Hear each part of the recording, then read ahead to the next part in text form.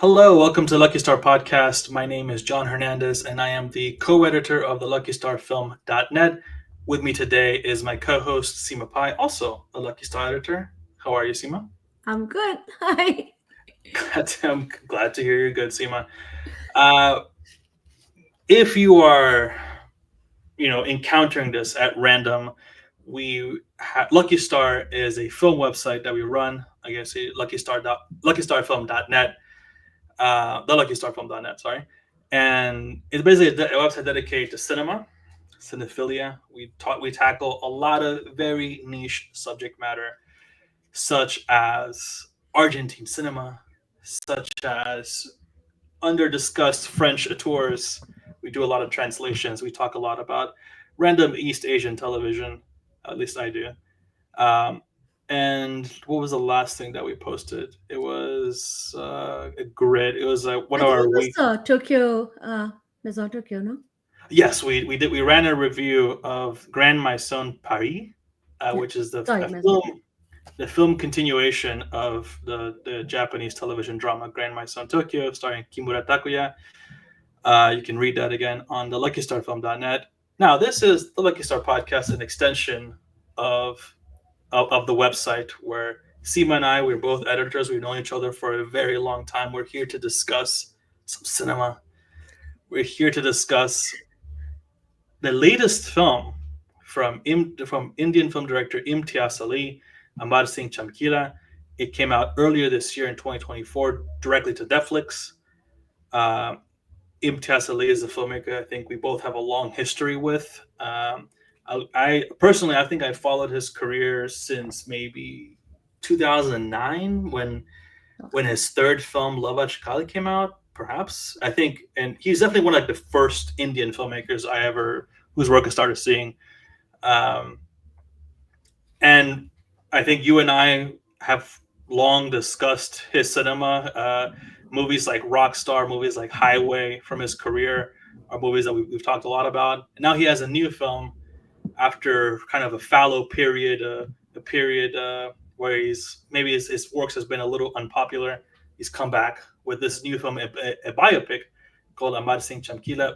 But before we get to that, Simo, we have some important news to discuss in our incredibly uh, very well named section, which I don't know what it's called. I don't know if it's called News Corner or News Desk. I still have not decided what it's called.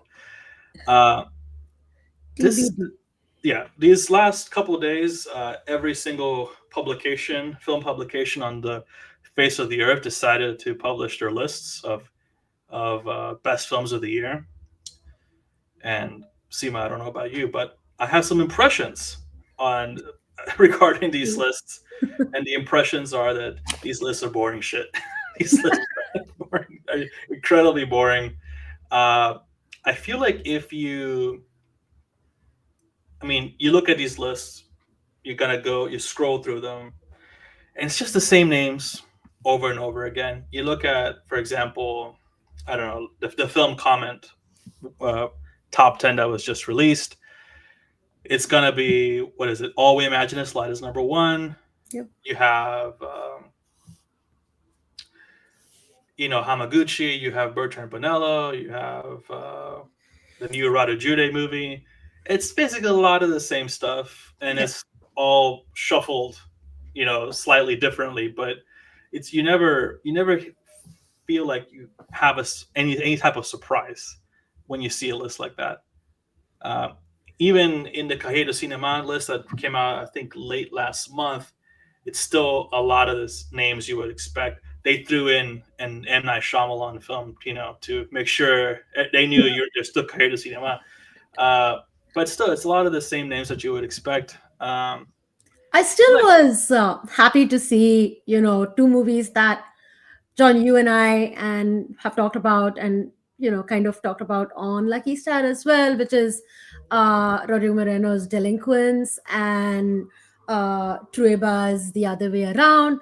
Both of which I think, are movies that I think they're, to me at least, are still relatively underseen. So at least with the Kai list, I felt some sense of hope that somebody's paying attention to what is not necessarily playing at the biggest festivals. Although I think Trueba now is like almost in that realm. But I agree with you on the other lists. Even the individual contributor lists on the film comment and screen slate lists were so samey. It's just shuffling the same names over and over. It doesn't. I think maybe out of 50 so contributors, there were surprises in maybe three that I clicked on. I didn't click on all 50, but there were very few that had any kind of discovery value for me of I want to Google this movie, find out what it's about, and maybe I'll put it on my catch up list for 2024. Yeah, I mean, it's a lot of the same things. Like, oh, like, here's Honora, here's a token, another token American indie like Janet Planet. Here's, other movies from the Academy competition or whatever. And it makes you think that, a lot of, at least in these kind of collective polls that you see, it's, obviously the most popular films will rise to the top, the ones that have the most visibility. But I feel like at least it should be the job of critics to try and go kind of beyond that, to look for films that don't have the traditional paths or maybe don't have that same visibility. In the film comment list, for example, they split them up between, you know, First the time, top 10 and also the top undistributed films, right? right? But to me, like, that distinction doesn't really make any sense in the age of the internet, uh, because it, whether you're watching it at a festival, whether you're watching it in a normal theatrical release, or whether you're watching it, pirated or torrented or whatever, it's still a part of your year. So to me, like, that never made any sense to me. I get it. I mean, it feels like those decisions are always made with the market in mind, and keeping and kind of basically saying, we're part of this industry, so we're going to play by the kind of normal industry rules of saying only U.S. theatrical releases matter. Whatever's happening the rest of the world doesn't matter. We're not going to pay attention to it, and it's not going to, like, we're not going to really put any weight or attention on that. Um, Looking at this list, really a lot of the lists are topped right now by the Kapadia film "All We Imagine as Light," which is the first Indian film to crack the main competition at Cannes in the last 30 years. Um, why? Because it's a film with French co-producers, Yeah, so for sure. immediately, like, it has a leg up, and immediately it gets a visibility that pretty much no other Indian film is going to get. Um, and even in freak situations like what happened like a couple of years ago with RRR, it when it won Oscars, it still didn't have that same kind of critical backing. Obviously it came from like audience enthusiasm, and there's a lot of enthusiasm for this movie as well. But it's coming. But the only reason why that's happening is because it's coming to this path that's already well trodden. Uh, this path that is easily accessible for mainstream critics to understand. They don't have to seek it out. They don't have to do any type of work to try and find it.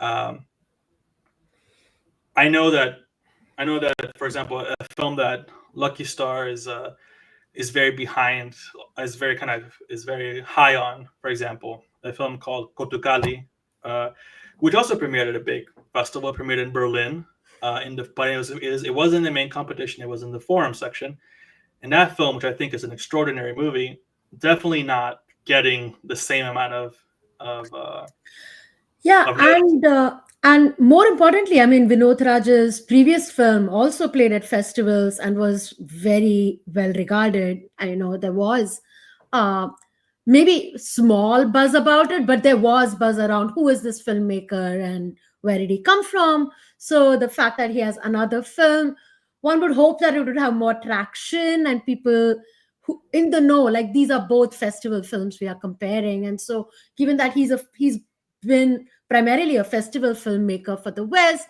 I kind of was optimistically hoping that maybe he would get noticed by more people and maybe end up on some lists. And I'm kind of sad and by the fact that he's not, especially because one, he is making a film that is very much of from a world that he knows and is a part of.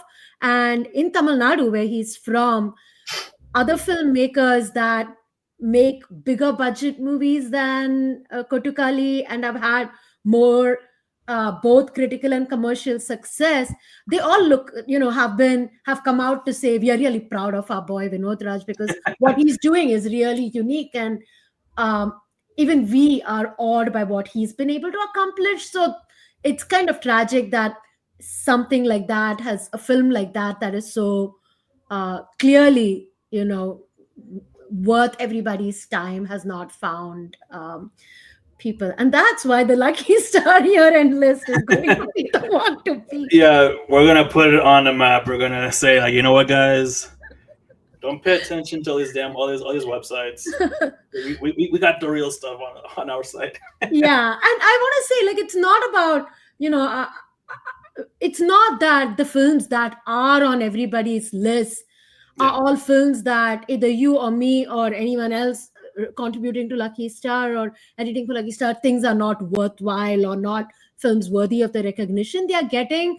I think it's more, if I understand you correctly, it's more, what is the purpose of making these year end lists as a critic, and what are you trying to do by making that a public statement? Are you thinking about, what's the motive there? Is it just to make a list so you're part of the voting crowd, or is it making a list because you really want, you are somebody who gets to watch a lot more movies than maybe a lot of other people do, and you want to share that, you want to share the movies that you watched that you think are special and that people should seek out.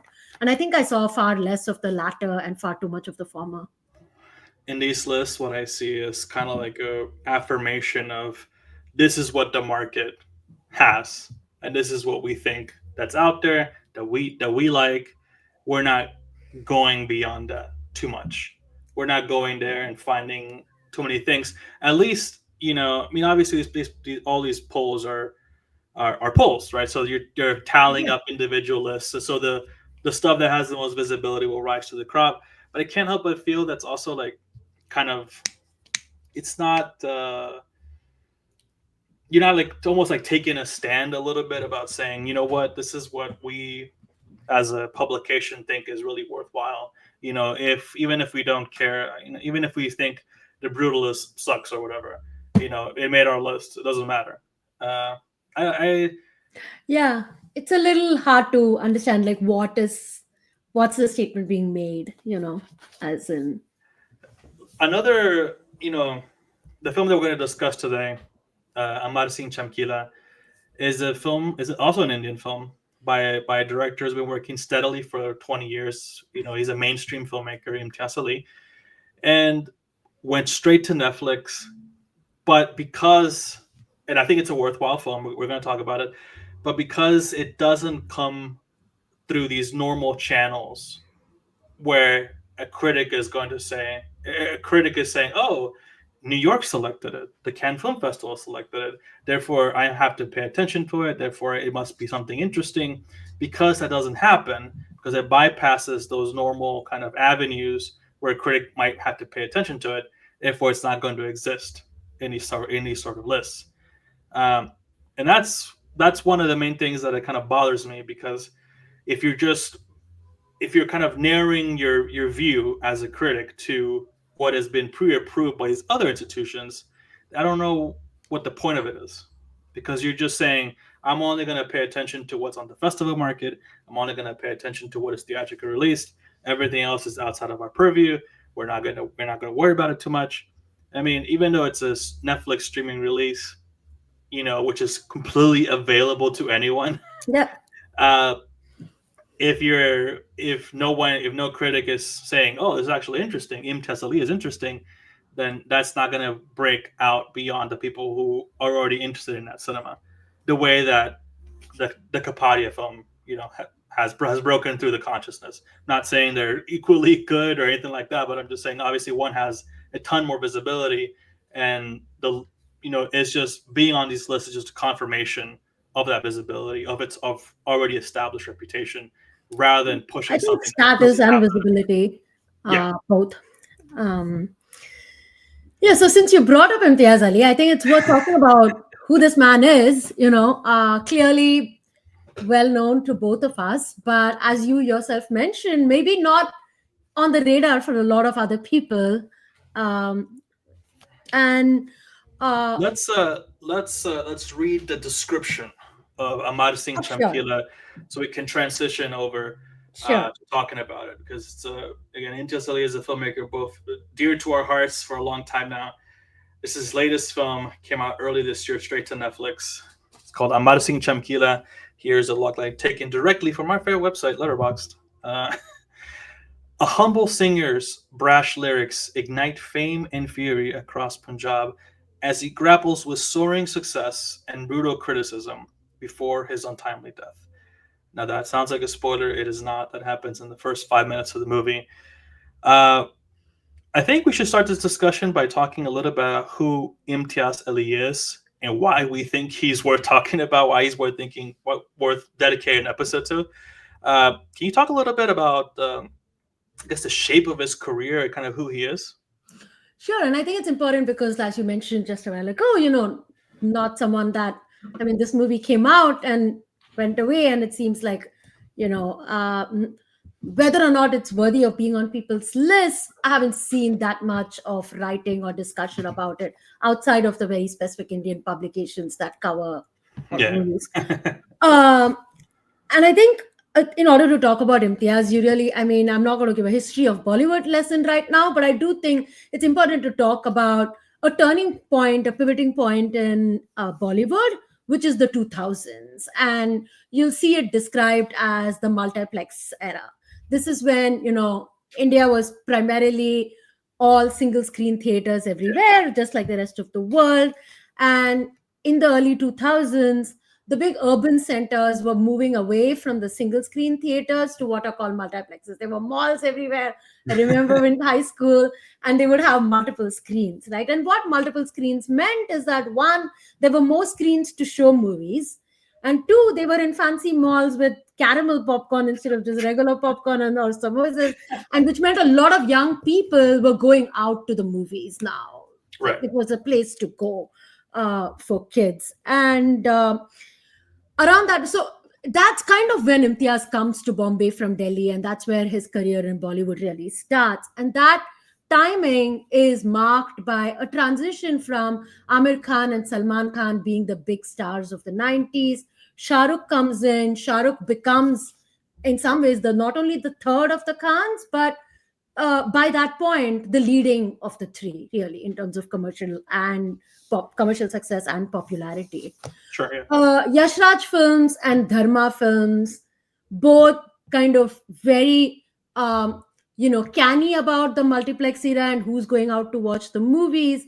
They become a big force in Bollywood, and they are starting to make mostly romantic films, young people, big stars, set in targeted towards the urban audience. And Shah Rukh is the king of those Yeah. movies. Yeah. And also like And NRIs and things like that. Yeah. exactly, London and New York, suddenly we know exactly what those cities look like. Right? Yeah. And so Imtiaz comes in at around that time.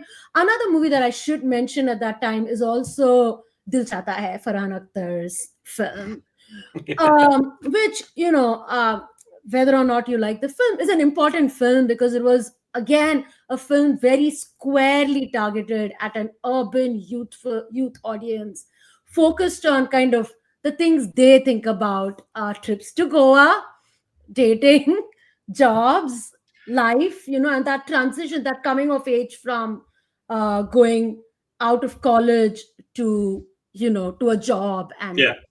becoming an adult and all that. Imtiaz comes in and he starts, he makes a movie called Sochanata, doesn't do that well. His second film is Jab We Met, huge commercial success, massive soundtrack from Preetham, which to date is considered, by A me personally at great least, soundtrack. Great soundtrack. one of the best soundtracks of the 2000s, like bar none, like timeless soundtrack, big stars, and he gets nominated for Best Director immediately. This is only his second film. The first one came and went. After that, he makes Lavachkal, which is when you come into Imtiaz land. And I think again, so. I think so. Yeah. yeah. And again, huge success, movie about very English speaking city folks. Yeah, they're in London, right? And they go to San Yeah, they're in London, Francisco. then they come to Delhi, all that. And again, he gets nominated. So his second, third, and fourth film in a row, he gets nominated for Best Director. The movies do really well, the soundtracks do really well. The third one, Rockstar, is when he meets Ranbir. And I do think Yeah, that Ranbir is a turning point. And Rockstar is a turning point for multiple reasons. He meets, until then, I think of both Jab We Met and Lavachkal as quite like they have a very distinct shape, right? Jab We Met, I know that keeps getting described as a romantic comedy. And I think the first half of the movie operates very much like that. yeah, It's like it happened one night, extended for more nights than it needed. The second half is much more, reflective of this young woman who is kind of rethinking, reevaluating who she is as a person and yeah, all of that. Love Ajkal similarly has like a very two-part structure. It's very well, structured very cleanly into two different halves. One which is about like what does romantic love mean, and towards whom, what does that look like in life. I think Ranbir really disrupts that because of the kind of actor he is. And Rockstar, I think, doesn't operate that way at all. I think that's where all of the nice, clean structure, even Sochanata is pretty, like, very structurally sound and correct. And then Rockstar, I think, is a little more chaotic because Ranbir is a little more chaotic, and Ranbir is not quite a romantic lead. He's not always a dramatic lead. He's a bit of both and a 10 other things besides that. And I think in Rockstar, he's doing a lot of things. Even when he's at his most romantic, he looks a little insane, and vice versa. And I think Imtiaz and him collaborate really amazingly well on Rockstar, and then go on to do other films together. And I think it's around Tamasha that people suddenly are starting to doubt um, Imtiaz. I remember going to watch Tamasha 2 days in a row, back to back, and taking different groups of people, all of whom were Team Imtiaz until that point, very excited after Rockstar, and thinking, oh, this is going to be a movie where Deepika and Ranbir are going to, saunter around Corsica, singing songs, wearing cute clothes. It's going to be great. Silent disco. And the movie is not that at all. The movie is completely something else and much more uncomfortable than what yeah. the trailer and the promotions promise. And people definitely, I would say that Tamasha was a mixed bag for people. And following that, he makes Lavachkal 2020, he makes Jab Harry Met Sejal, all of whom people are like, this guy's lost the plot Yeah. completely. His Wikipedia page has a section that says creative decline, specifically from 2017 to 2020, which covers those two films, Jab Harry and Lavachka 2020.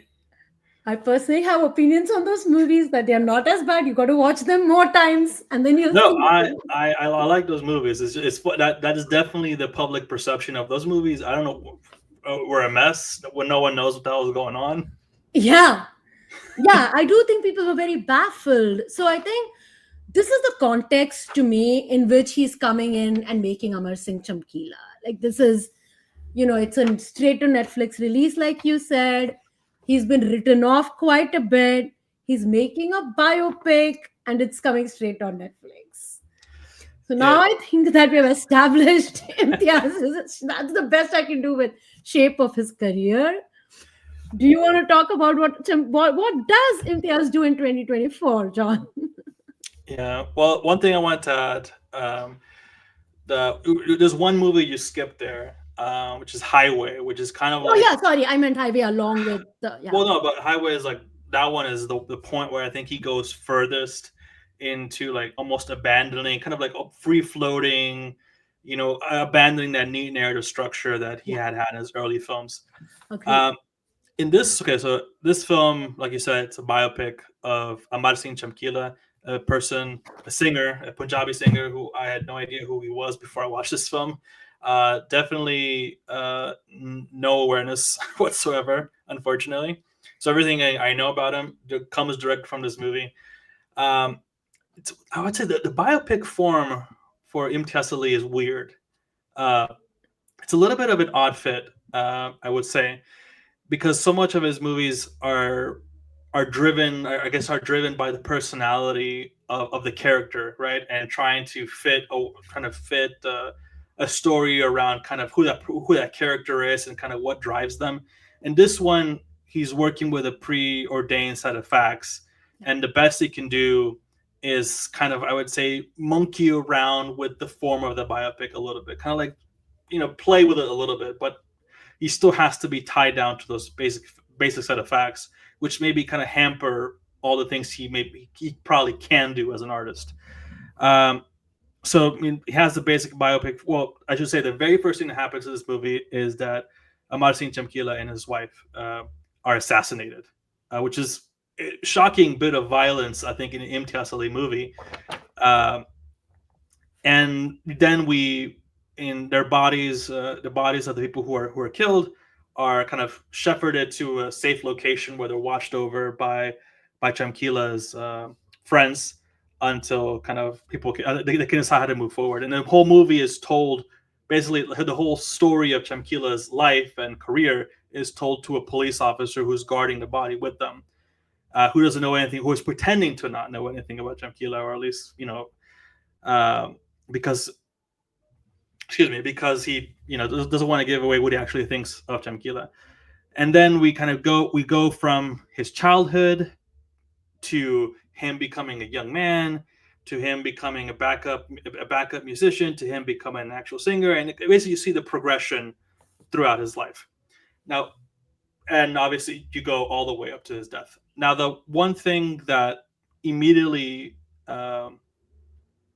I guess caught my attention is kind of the play with archival footage, because there's so much in the movie where like he recreates real life photographs, for example, and then immediately he'll show you the actual photograph of the real event Yeah.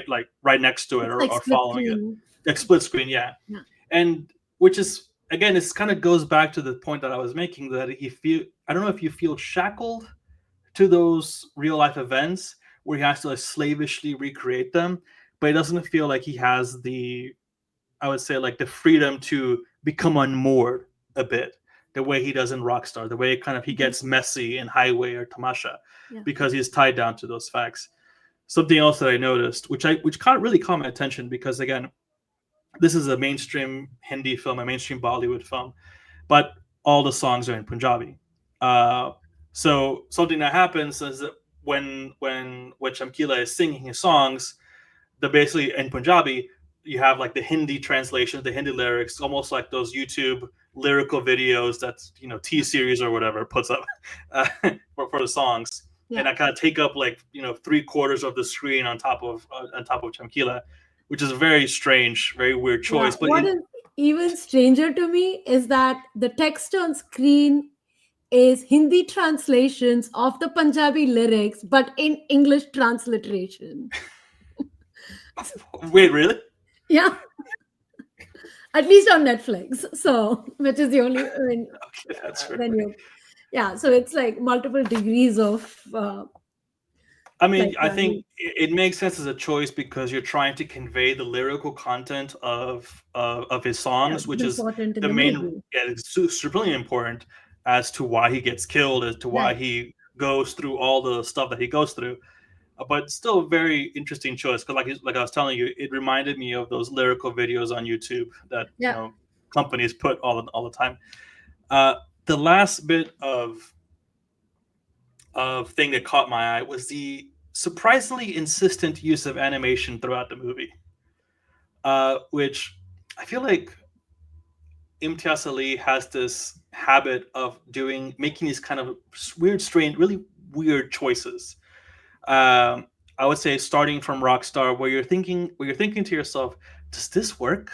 Is this something that actually works? Like, because it's a very weird idea.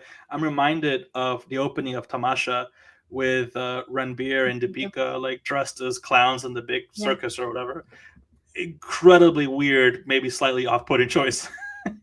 And Yeah, and actually really awkward. I mean, sorry, I know we are not talking about Tamasha, but I just remember it being almost uncomfortable to watch because you're so you're so stunned and taken aback by what you're seeing. And remember, we were thinking they're going to be in Corsica in cute clothes prancing around. Why are they on stage in clown dressed clothes? in clowns and playing instruments. It's weird. Yeah. So yeah, no, but I definitely agree with you that he's definitely a filmmaker who I think takes big swings, which is what I really like about him. I also think that those big swings don't always work. I think that is true of every single one of his movies, even the ones that I say are structurally, really tight. I think there are still swings there, either in the writing or formally, that may or may not work. Often it's in the writing too of the Yeah, characters or the dramatic, elements. But I think part of the reason I really like Imtiaz Ali so much is because I'm always going to back a director who's willing to take those big swings. We are working in a genre that's in many ways well trodden, right? I'm not talking about Chamkila necessarily, but even biopic, like yeah, the yeah. rise of an artist is a well trodden territory. We've seen it with so many. We are yet to see Timothy Chalamet play Bob Dylan, so we don't know We're yet. That's the Uh, next episode that we're gonna cover that one. it's coming up, but we've seen a lot of them. So, yeah, I'm not sure how much all of that animation stuff works for me either. I think I was much more, it distracted me a lot more the first time around. Rewatching it for this podcast, I was less distracted by it, maybe because I knew it's coming. But I don't know how successful that is. The archival footage stuff I do really like. I like the,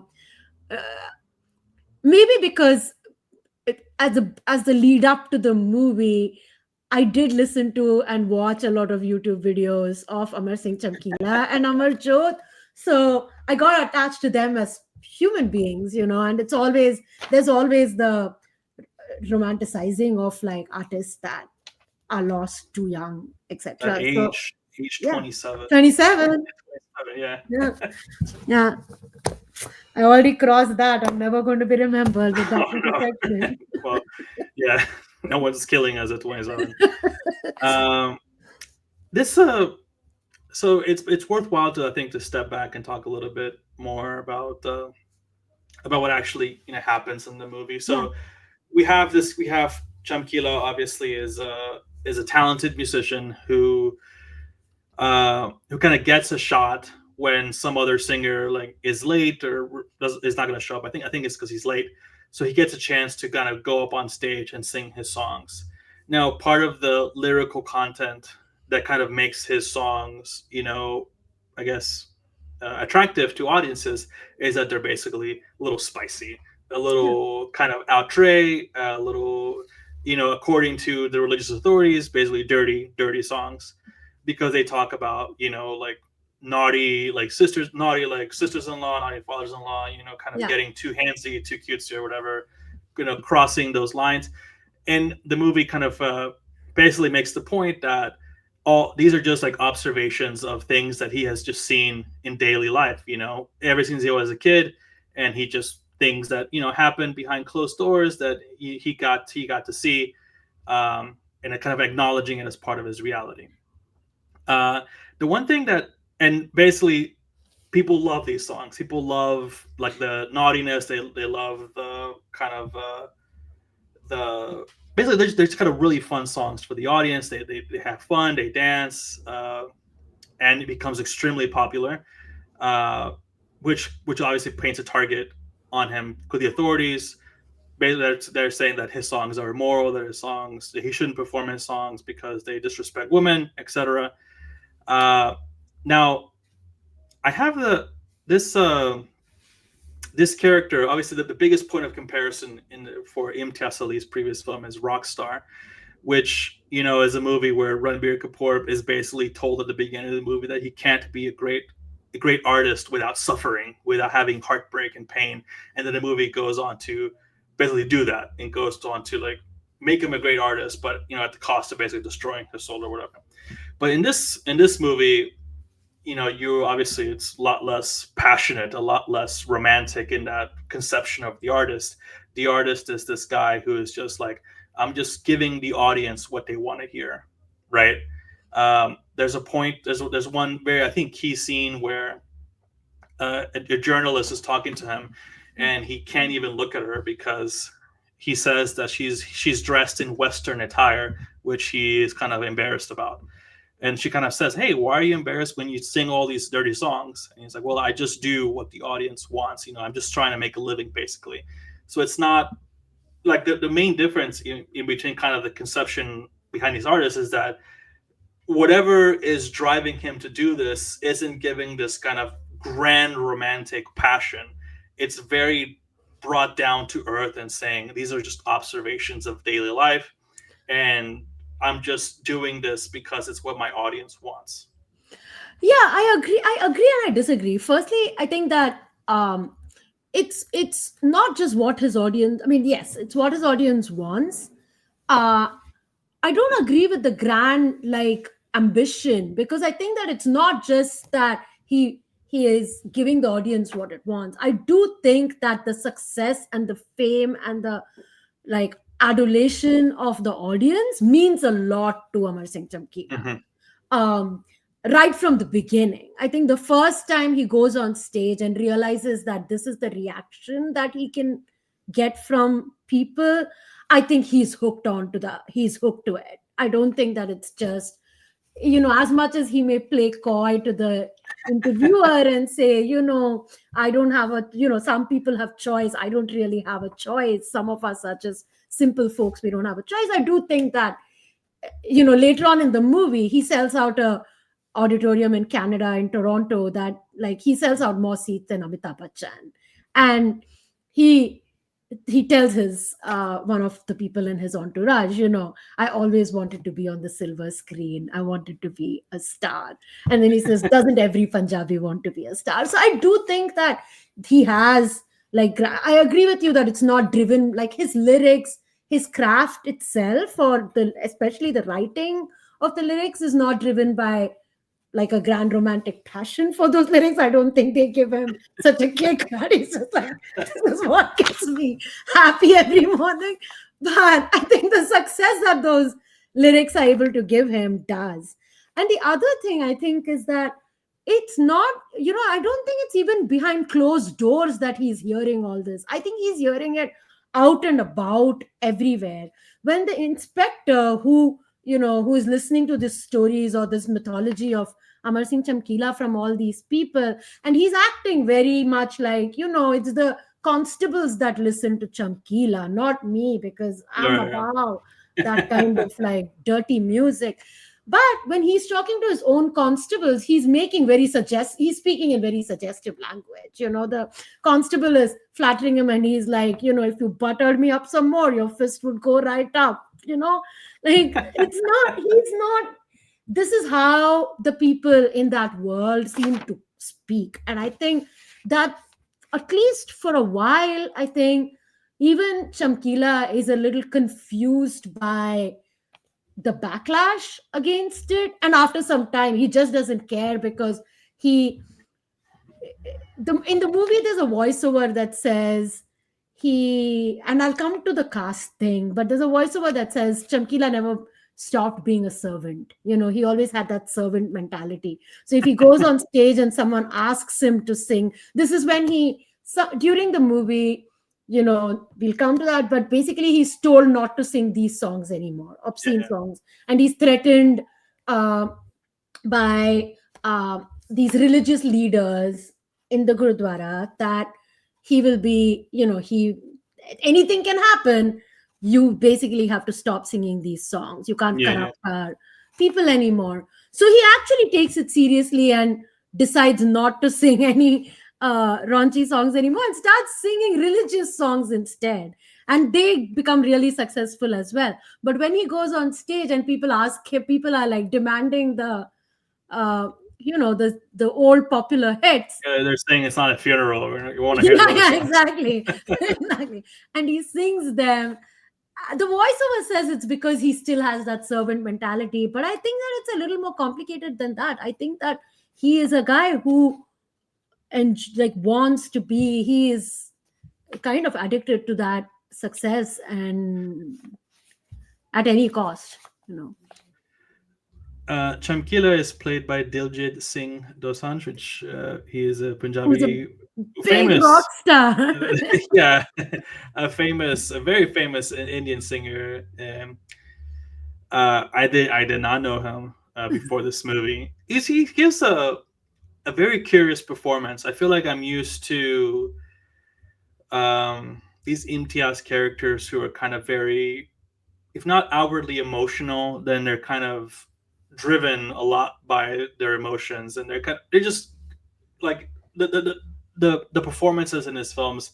I always feel like are very close. Yeah, I guess I'm thinking a lot about Ranbir Kapoor and Yeah. those couple of movies, and even Aliyah and Highway. They're very kind of raw performances. In this one, I guess maybe I'm thinking more of the Chamkila character. He's such a it's kind of a hard character to read, and if I think in a fascinating way, because at some points he's so kind of like coy and shy. When like in the an example I gave earlier regarding the female journalist, Yeah. where he's just like like, oh, I'm just a simple guy. But then at other times he's incredibly like assertive. He hides things from people, like the fact that he's already married. uh, and when whenever he's on stage, like I think Diljit does a great job of communicating how in charge he is during those performances. His body language, the way he kind of moves his body to kind of keep time with the band, the way he like moves in front of the micro suddenly and kind of takes over the entire audience. It's very different, for example, what Ranbir does in Rockstar, where like you feel like whenever he sings, he's like entering his own world, and he has to be broken out of it. Like and like at the end with when he hears he hears the crowd sing the song back to him in Rockstar. But here it's always like back and forth. He's feeding off the audience. He's feeding off their reaction, and it's a very, I think at the very least, I think he becomes really really good in those performances. In the rest of the movie, when he's acting, and I don't know if this is because of the character, kind of the conception of the character of just how he's acted. It feels like he's kind of very pulled back. He's very reactive. Things are kind of just happening to him. I don't know. Is that kind of your read of the character? I think it's complicated also because so multiple things I'm going to say. One is that Diljit has a career in Punjabi films. He's quite a beloved Punjabi film star, and I haven't seen those movies. I really only saw him. I think maybe I got introduced to him as an actor when I saw Urta Punjab, and All right, then right, right, yeah, and then obviously in Chamkila, and I watched Crew in the theater at least once. So there's that. But I know him as a musician, as a star, but not necessarily his acting. So I don't know what he is like as an actor outside of this. This is maybe this and Urta Punjab, but I do. So I think two things. One is that you even I didn't know much about Amar Singh Chamkila uh, before going into this movie or before this movie was announced. So I was also coming into it pretty much like blind to the character itself. So whatever I see in the movie is what I know about the character. But I think it becomes very clear from the movie, but I think both of us are aware that clearly Amar Singh Chamkila was a huge star in Punjab, right? And to date, like this is somebody I think people in Punjab just know who that is. And I wonder how much of the very pulled back performance from Diljit is, especially given that they are using archival footage. He's Uh-huh. been dressed exactly to look like Chamkila, Yeah. and like I'm sure he was made to watch videos of Chamkila performing so that he would, the body language is so similar and all of Yeah, that. the way he like moves his arm in the performances is such a Correct. distinctive It's choice. such a specific, yeah. Yeah, like it has to be And real performance. Yeah, totally. And I do wonder if, like, it's just some kind of almost like veering on too much respect for the Mhm.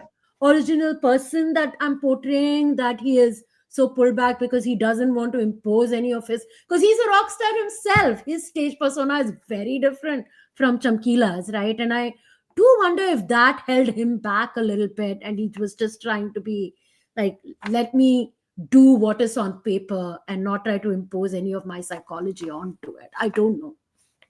I'm not yeah. sure.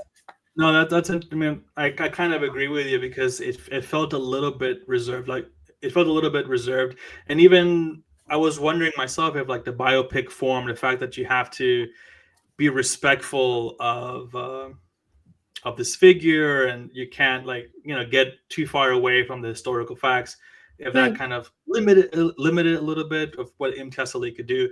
For example, the whole part of where you find that that he had already been married, that he's technically already married, Yeah. which is kind of like an insane thing to say, oh, by the way, I'm already married. Yeah, I found that to be. I mean, this was. I'm gonna. If you're bringing that up, I'm gonna talk about a few things that I think I like are issues for me with the movie. Sure. One of them is what you're talking about, that we learn the about Chamkila being previously married. So Chamkila marries Amarjot in the film. They have and then we find out that he's been previously married, and not only is he married, he has kids with her. Yeah, And yeah, this other wife has not been mentioned once in the movie, and we are about what, halfway through the movie at this yeah, point. And then there's an almost like comedic scene around how Chamkila gets the villagers to all agree that his marriage to Amarjot should still be considered legitimate and legal because he's giving imported cows to his wife's family and so on. So it's played a little bit for humor, and then that family kind of just goes away, and the rest yeah. of the story again is just him and Amarjot. And the movie takes this very kind of, these are the facts, you've seen them, moving on kind of approach to that. There's a lot of implications regarding to what that says about Chamkila's character. Right, and it really takes a very neutral sort of, I guess this is part of the Wikipedia entry. We got to mention it, but we don't want to take a stand on it. We also don't want to dwell on it for more than 1 second, Yeah. kind of thing. But that same thing, I think, becomes a bigger problem for me with, at some point in the movie, there's a big 1984 time marker on screen. Hmm. And it's there for a very important reason. This part I can speak to because I was alive at the time. And I was not. yeah, Also, was not in India. I also was not in India. alive and in India at that time. So, but 1984 is a big year historically for Punjab, and everybody, I mean, Indians know that. So, 1984 is when Operation Blue Star happened, Indira Gandhi. So, there was a religious movement,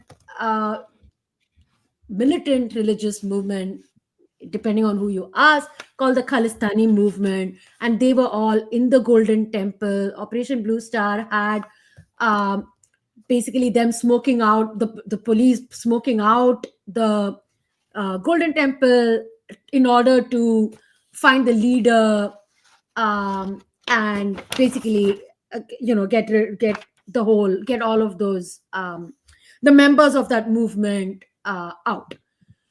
In that same, as part of that same process, there was a lot of extrajudicial arrests and killings, encounter killings, fake encounter killings that happened in Punjab by the government, by the 1984 Indira Gandhi government. So in the movie, there's a voiceover which just says 1984, and then it says, oh, a lot of boys went missing.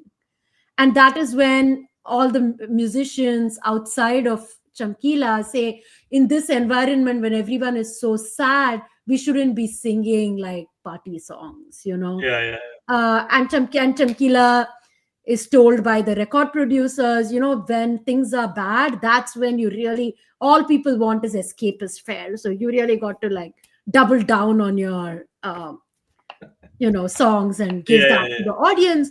But in the movie this is mentioned, but none of the stuff I'm talking about where did it says the boys disappeared, but it's not talking about where those boys actually went. It just feels in the movie like Punjab imploded automatically on its own, like something happened without the rest of India or the government being involved in any way.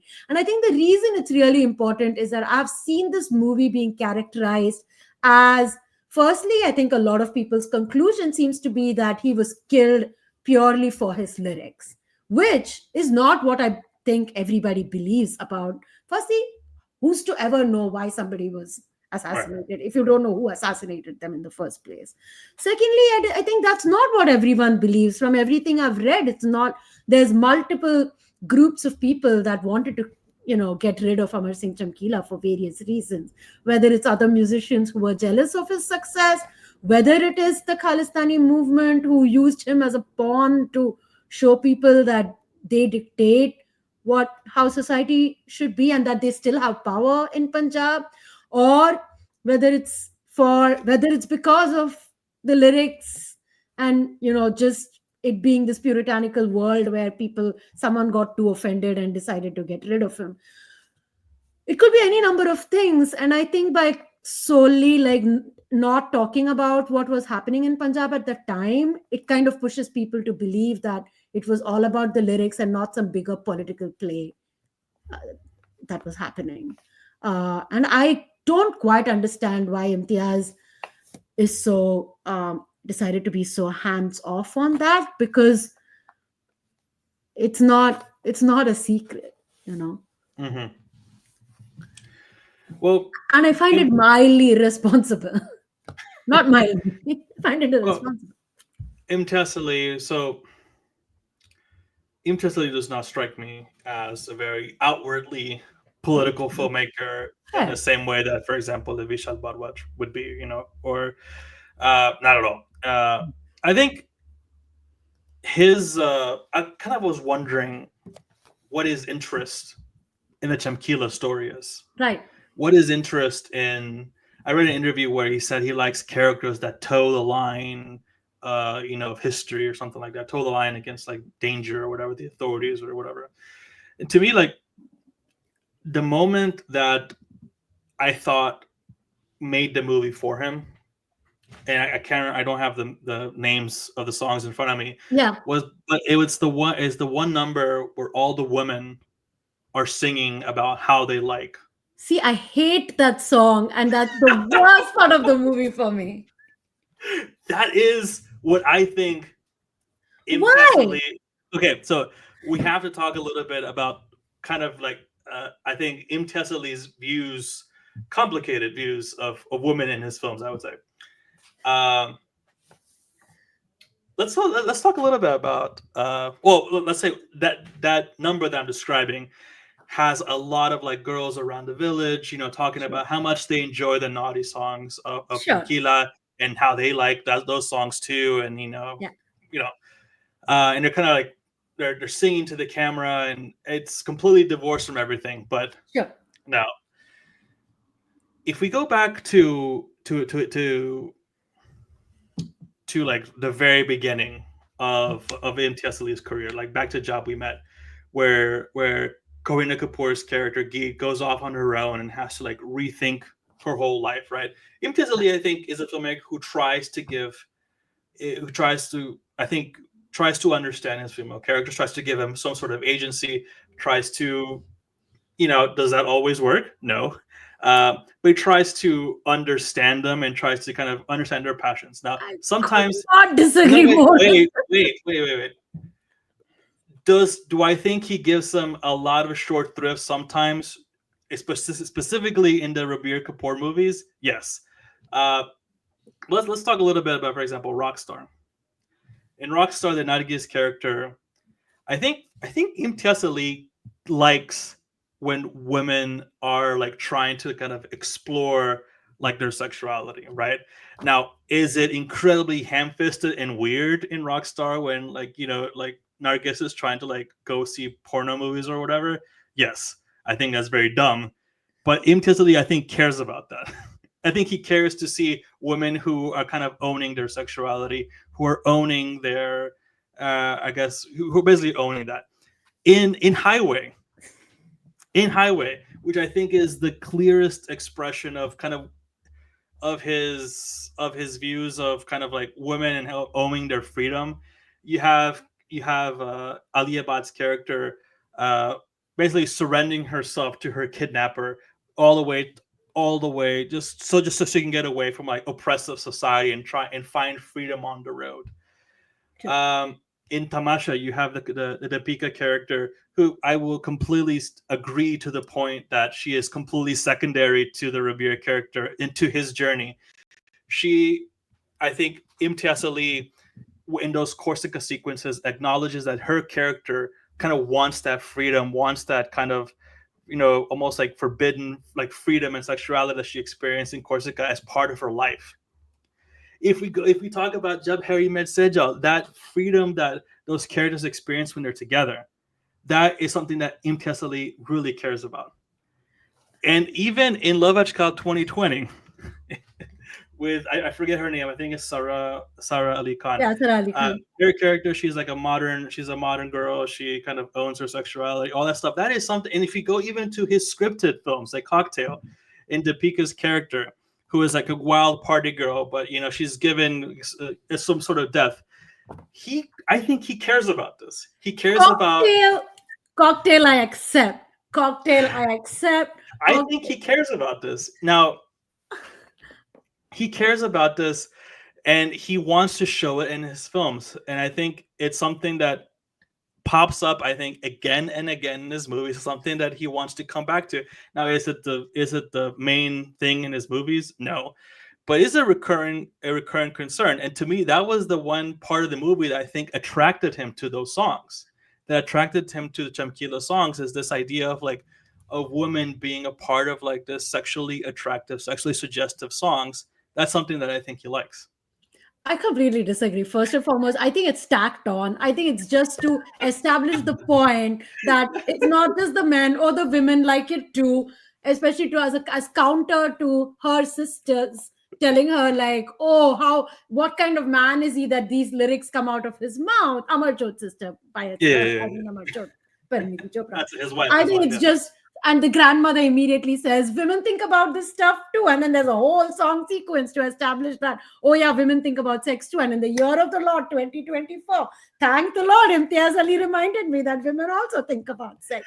Look, I feel like in every one of the movies you mentioned, this is stacked on. First of all, Nargis Fakri wanting to go to a porn movie. Like, this is some kind of male fantasy of like what the ideal fair porcelain skinned girl who like also wants to go to a porn film with me would be. I don't, if I have said this before, I'm going to say it again.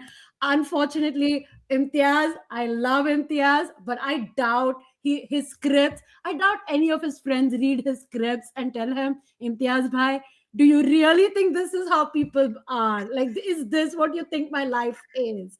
And what is so like Corsica, Deepika in Tamasha has a perfectly normal life. She's a very westernized. She's a tea taster. She's a rich woman. I don't think going to Corsica and meeting Ranbir is her sexual awakening, for God's sake. Not at all. Firstly, I don't even know if they have sex. I can't remember. I think they do. Okay. Uh, But it's no, not but a big deal. and this is actually something that. So, this is actually. I know. We disagree about this, but this is actually the weak point of the movie is that his wife, played by Pariniti Chopra, is basically wasted in this movie. Yep. I feel like she's wasted in all those films I mentioned, regardless of whether you think the women are given short shrift or not. And some of them, I think there definitely are. Um, I think they're giving their own desires, they're giving their own objectives, they're given some sort of agency. In this one, that is not the case at all. Even in the courtship between them, it's kind of like this very chaste thing that's done in the musical numbers. You never get any sense of like personality of this character. You never get the sense of how she really feels about these songs.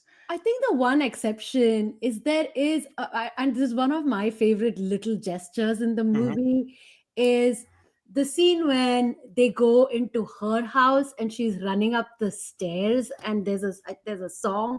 I can't remember the name of the song right now, but there's a song that's playing, and the the edges of the screen kind of like flare up to show that she is, attracted to Amar Singh at that point. And Pariniti does this really, like, for once she does the Hindi film heroine climbing up the stairs thing, and it's the gesture of a girl in love. It reminds me of like, like, not to mention Band Baja Bharat again, but it's that one gesture in a movie that makes you realize that the woman is done. Like, she's in, like, there's nothing she can do about it now. I think I could have. I mean, again, we go back to this thing where like Imtiaz Ali is maybe trying to be loyal, trying to be respectful of historical facts of these characters who were Perhaps. killed, uh, and but he doesn't like really like give her that much to do. To No, be I honest, agree. I agree. like I just meant that one gesture like gave me something, but otherwise I yeah, totally agree with I feel you. like even if you have that conception of the character where she's, she's like shown reading books, which shows she's intelligent, she has an inner life, etc. But that inner life is barely expressed. I feel like you don't get any sense of how she feels about performing these songs with her husband, Yeah. of how she feels about like the pressures of, basically being threatened to be killed for Yeah. performing them. Yeah, and I think there's a really great, like, visually really great scene when Chamkila and Amarjot are in Canada. They are in the hotel room, and his Yeah. friend calls him and says, "It's too dangerous for you to come back. Why don't you stay back in Canada for longer?" And it has, Pariniti is out of focus. She's in the other room in the hotel suite, and you just see her in the dark in the background. And Chamkila is basically telling his friend, "No, I know it's going to, essentially he's saying, I know it's going to culminate in us dying, but I'm going to come anyway. I'm coming back, and I will continue to perform. I will not take a break from performing. I can't afford to stop performing." Because I think he has this belief very strongly that and I think that's a recurring thing in the movie, that he has this notion that what what came can go away really easily. Hmm. As I think the precariousness of it is very dominant for him. I think it's dominant for her as well, because there's just based on the one scene in the movie when he tells her, "Soon we will be the ones saying no to performances," and she says, "No, no, we'll never say no to a performance. Why would we do that?" And, but yeah, I wish that we knew more about her motivations. And even at the end when she's performing with him, she has a child. She has a second child coming, but we never get any sense of who is this woman and how is she accepting, putting both of their lives in danger and leaving her kids orphaned. And then at the end of the movie, there's just text on screen that tells you that the second child never survived because he was only 15 days old when Yeah, yeah. Chandra and his wife died. And I do think that the not being able to know anything about Amarjot is a problem in the movie. It just feels like there's a big part of the story that we don't know anything about. Yeah, I mean, I know they're trying to be like, Yeah, I know, respectful. I totally well, but not even respectful. They're just trying to be like have a certain like accuracy to the performances, to the counter agree, and I performances. don't know how much information there is. But even so, I mean, like you feel like you get a sense of Chamkila's personality through his performance, but you don't have the same thing with Parity as well. She is kind of there. She sings the songs, and she kind of looks to the side, and she's kind of waits her turn, and she kind of stands very still and stands very still while she sings the songs. There's no sense of personality emitting itself through that performance, Yeah. the same way that happens with Chamkila. So I think is a even if you were trying to be, you know, strict with how you're putting that how you're presenting those performances, it just feels like a wasted opportunity. I feel like there is a good place for you to assert her personality, or for you to have a take on her personality, on that Yeah. character, even if you're not as strictly 100%, sticking to the facts. Yeah, totally agree. um I'm talking about like things that he seems too like hesitant to like explore outside of what is probably fully ratified and verified historically, Yeah. is also, I think, Chamkila's caste stuff, which comes up very kind of, it comes and it goes and then it's never mentioned again, because he says he's a chamar, he's Dalit in the movie, to the, very early in the movie, when that guy, you know the manager of the female singer who sings with him basically tells him, I'll manage your career as well, and he doesn't pay him any of the gratuity or the tips that come from the shows. And Amar Singh Chamkila is asking for more money, and he's okay, he's very polite to the manager guy and very respectful of him, until that guy mentions his caste, and as a slur. And then suddenly Chamkila is like, I'll show you what's what. And then he leaves. And then, we learn that he basically buys this guy's office because he's so successful. So good. But that caste stuff is also one of the potential reasons for why he was assassinated. Right, right. That's always a thing. And it's an important thing that someone from the lower caste had this much success, both financially and commercially, and was such a beloved, uh, you know, popular figure, cultural figure. And again, I just think that not like just mentioning it and then letting it go. There's a lot of stuff like that I'm uncomfortable about, and I don't know that I buy even my own argument about respect, because I don't think it's quite that. If it's lack of interest, then I wonder, I don't agree with you that the girls being sexual, like, having like that song is the motivation to make the whole movie. So I don't know what I don't attracts know if it's them. the whole movie. I'm saying Yeah.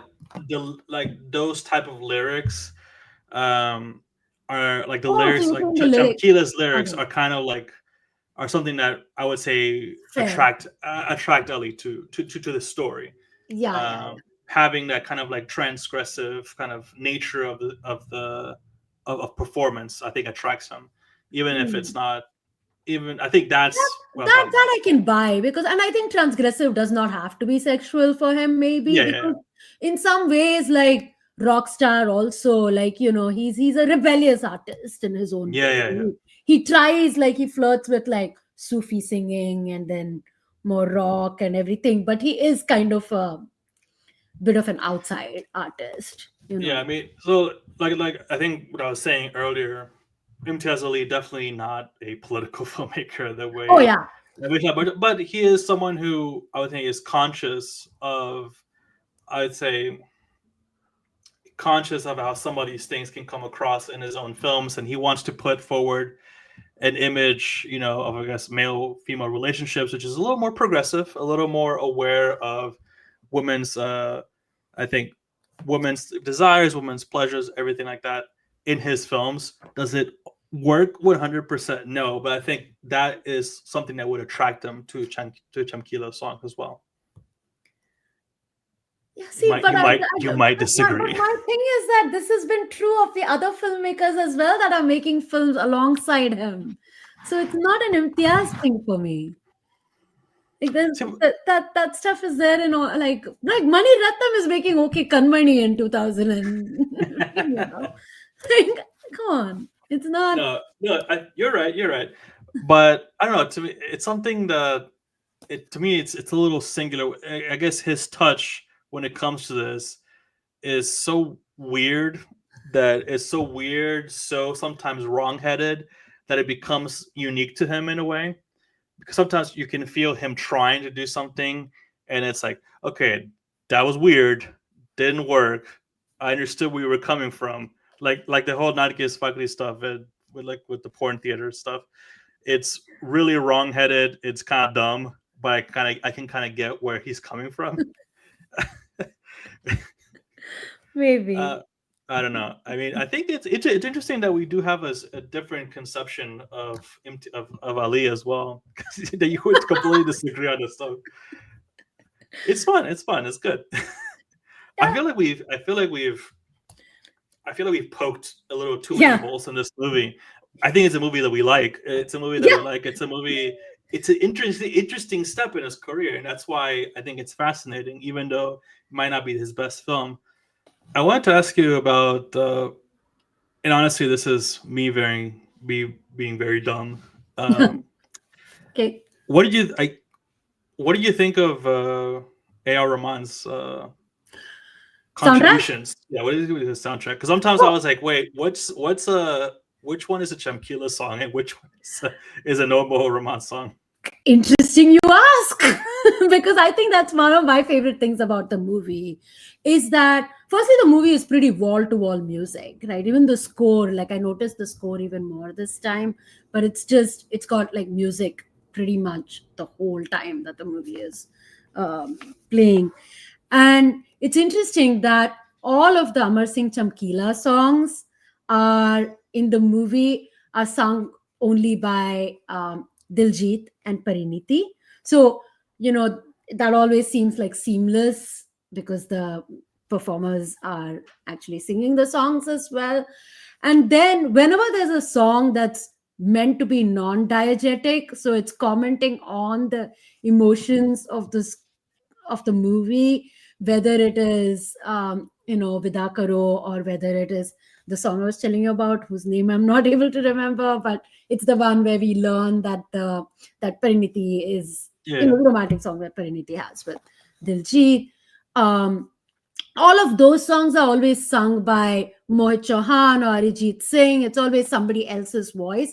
So I think it's interesting, and you can tell like these are Rahman songs for that are like a more normal soundtrack for the movie, and these are the Chamkila songs. Firstly, they're in Punjabi, so there's that. But yeah, even outside of that, I think it's a banger soundtrack. I think it's a really good soundtrack, and I always think that Rahman when Rahman has his pet filmmakers for whom he'll really go yeah. out of his way, I and I think Imtiaz is one of I his. mean, One of his that. Rockstar. Yeah. I think I told you like Rockstar soundtrack.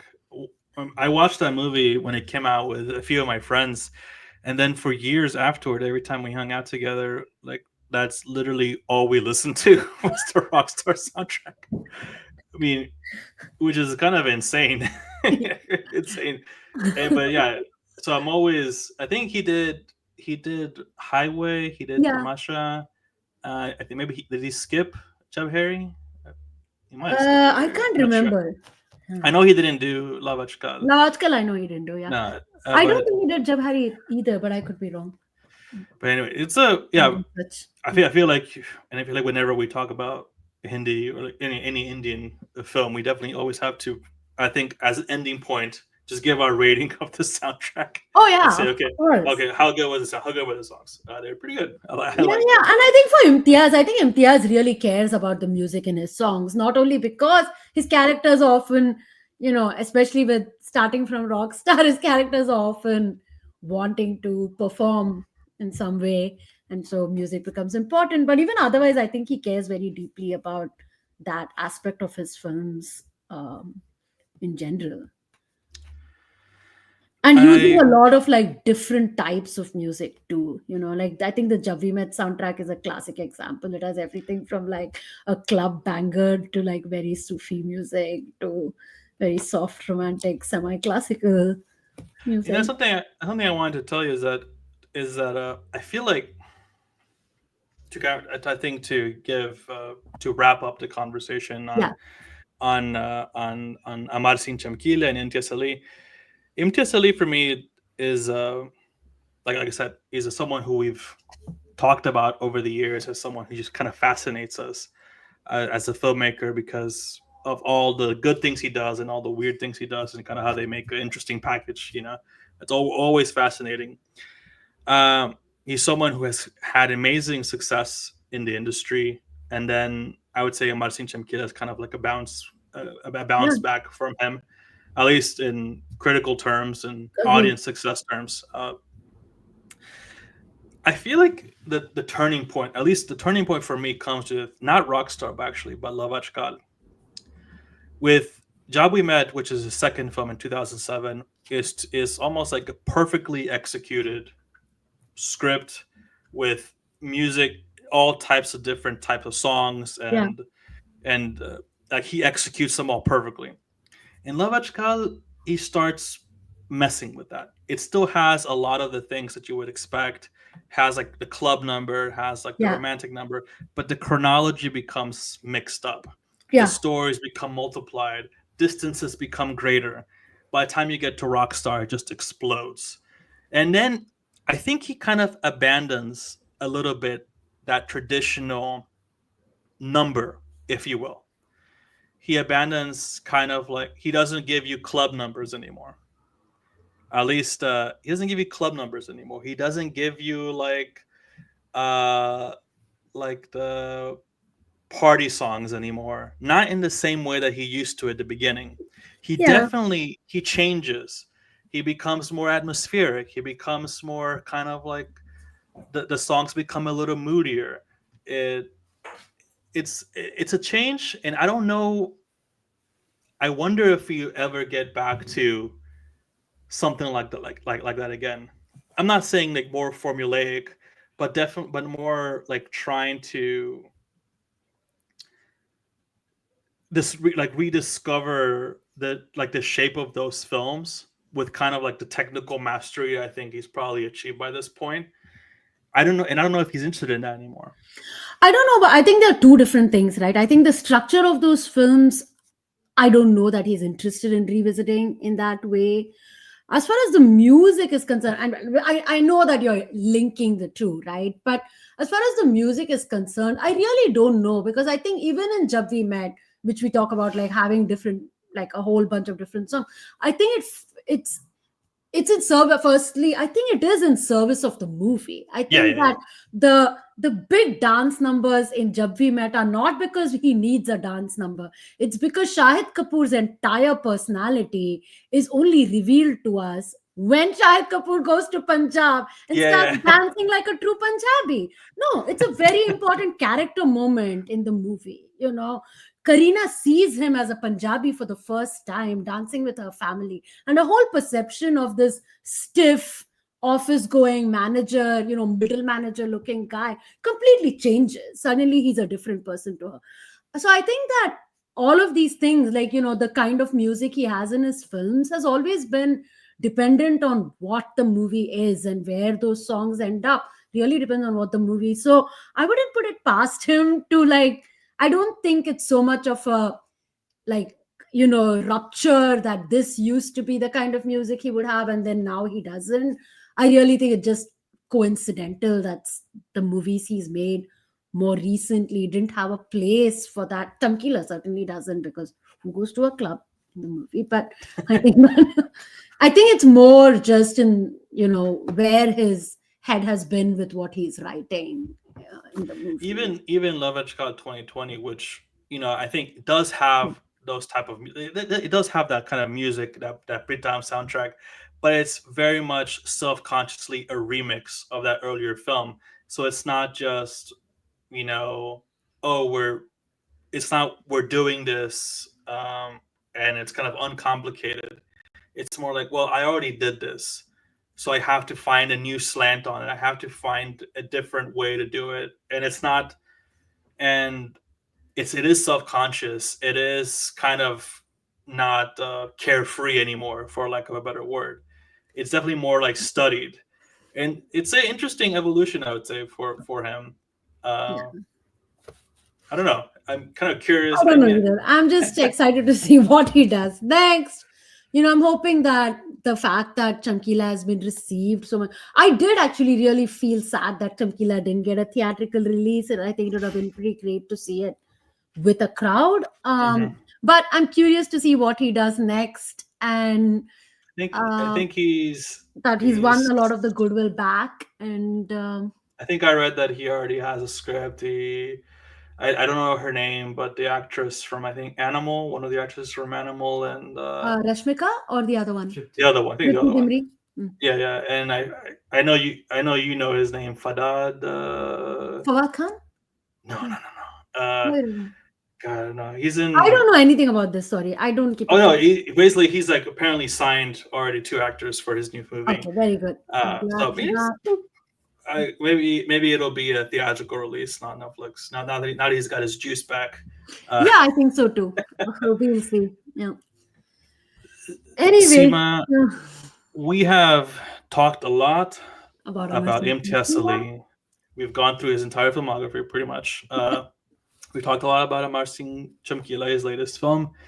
Is there any parting thoughts that you have regarding this film or Imtiaz Ali? Parting thoughts about the film is that while I think that our conversation about it makes our reaction to it seem much more mixed, I still think it's a movie that people should watch before they wrap up the year, because I think it does. I think it is one of the most significant movies to have come out of. I don't want to talk about how sad Bollywood is right now, which makes it sound like faint praise. That's not what I'm doing. But yeah, I think it's one of the you know top contenders for best Bollywood movie of the year, at least for me. So huge endorsement. Like I said, Imtiaz only improves on rewatch. So if you're watching it once, watch it thrice. Yeah, I mean, I think this is definitely the type of film that we like to talk about on Lucky Star. Again, once again, the luckystarfilm.net, the website that this podcast is an extension of, because it exists outside of normal critical circles, because it moves in. It doesn't have that same kind of critical currency that comes from being selected at major festivals or having a traditional kind of publicity or critical reactions and everything like that. Definitely a type of film that we like to talk about, like to follow. I think we're definitely Imtiaz Ali tourists. So as you could have guessed from this episode, we've thought a lot about his films over the last 15 or so years. Um, Seema, I don't know what we're gonna talk about next. I think You next should, you should always keep your next episode under wraps, John. we honestly I you am know, I uh, well I should say that keep next your month. eyes peeled, your ears open for the big surprise next Well, I think episode. I think we already decided that the next episode is going to be on a complete unknown. I mean, I think we decided that already, right? Done. And we're going to talk about all our favorite Bob Dylan deep cuts. That's happening. Yes, exactly. Yeah. No, I think well, next month on the Lucky Star website, you can look forward to our year in review of 2024, which is going to be amazing. You will not see any of the movie. It's not going to be the same as all the lists we trashed. It's going to be completely different. None of those films will be on our list. Uh, now we really got to have a good list after we talk some trash. It'll be a good Yes. list. It will be a good list. And yeah, so please, follow us on, I don't know, Instagram, Twitter, all those things that Yeah. people do. We'll put the links in the comments Yeah, to we'll the we'll video. put all that stuff. Yeah, Seema, it is once again been a great pleasure to talk film with likewise. you. For everyone here, this has been the Lucky Star podcast. Thank you for watching, for listening, and we hope to have another episode for you relatively soon. All All right. right, bye. Bye.